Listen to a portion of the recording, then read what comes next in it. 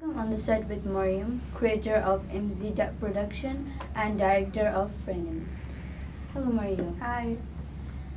How have your skills developed from the film task until now? Well, actually, editing creates a lot of meaning in a film. So and it all depends on your editing.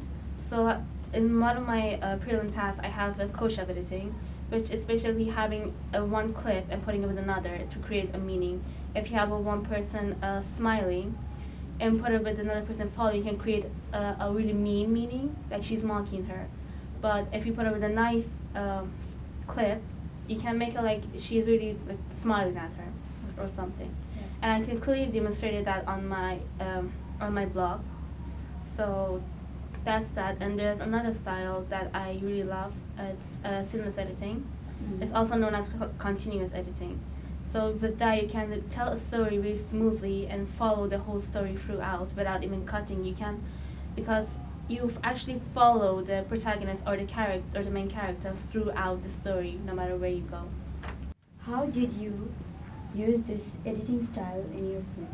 Well, I mostly use the seamless editing because I was following my main character throughout the whole film.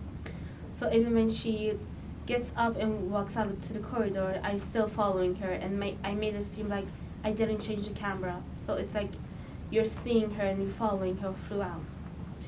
And I also use a close-up effect on it when on the scenes where I cut to the ghost and then went back to my main character again.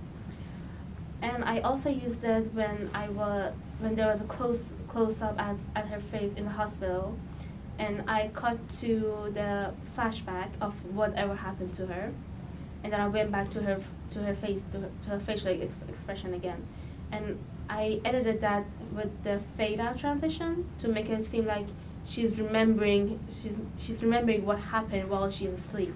Okay.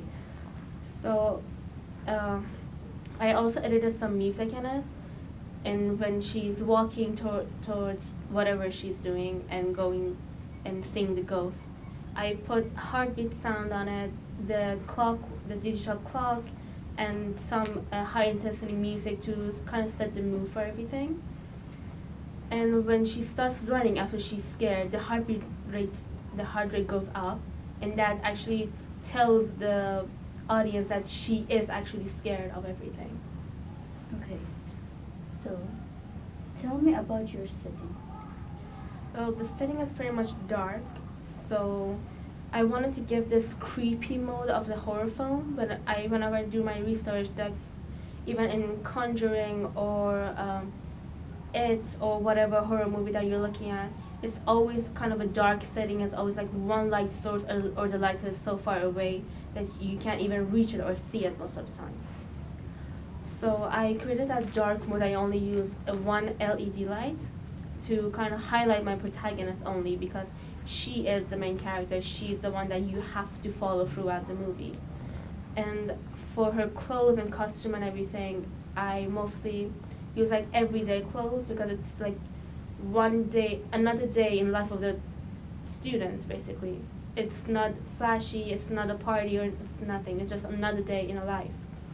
And that all goes in the mise-en-scène, because with the mise-en-scène you have to create the meaning that you want to give to the movie. Is it historical, modern, or futuristic? With these things that I put in, with the digital clock and the modern clothes, I give it the modern feeling even though it's dark. Okay. How did your production skills develop? And did anything not go according to your plan? Well, my production skill actually developed because with after some time I understood what I can and what cannot do, and actually everything didn't go according to the plan, and I made a schedule to meet the deadline, made all the dialogues, I made the schedule for all the actresses, and I made a storyboard of what is going to happen. But for my location scouting, there were some problems because you can't just film anywhere. You also need permission from people.